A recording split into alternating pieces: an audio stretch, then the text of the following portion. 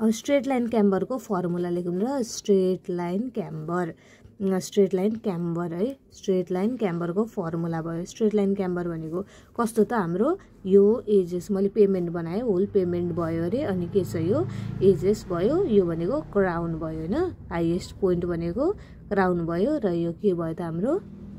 यसरी गएर straight line भयो हैन त यो स्ट्रेट लाइन क्याम्बर यो कति छ यसको स्लोप n% दिएको छ अनि के छ यो भनेको टोटल विथ हैन यति भनेको with of the payment yeah with of the road जे भनेको छ विथ अफ क्यारेजवे जे भनेको छ है विथ अफ रोड लेखे मैले यसलाई अहिले डिनोट केले गर्ने डिनोट w ले गर्दै है विथ भनेपछि w ले गर्दै अनि के भनेको हुन्छ क्वेशन चाहिँ के आएको हुन्छ भन्दाखेरि हामीलाई यो एज को हिसाबले हैन यो क्राउन कति माथि छ त या यसको हाइट कति छ त यसको के छ एलिभेसन कति हो त है अनि लाइन तान्दा के हुन्छ त प्रोजेक्सन सिधा है प्रोजेक्सन सिधा निकाल्दा के हुन्छ त यो हाइट यो एज देखि यो क्राउन यही क्राउन हैन त यो भनेको हाइट भनेपछि त यसरी नाप्ने हो स्ल्यान्ट यसरी लाने हैन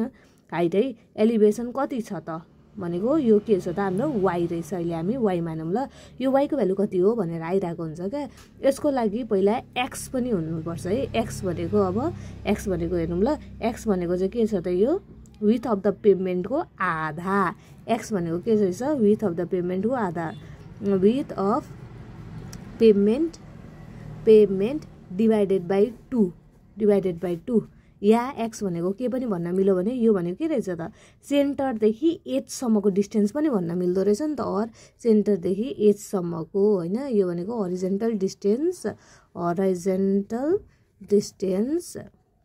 distance from centre of road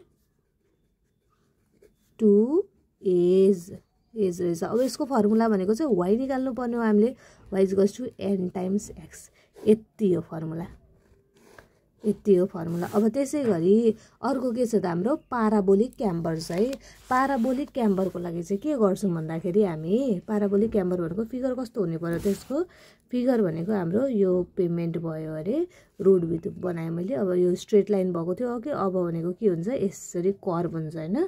यसरी कर्भ हुन्छ ल यसरी है अहिले यस्तो फिगर बन्यो है मेरो चाहिँ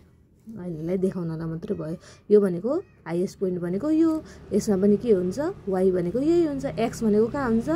x भनेको आधा हुन्छ 20 देखि सेन्टर अफ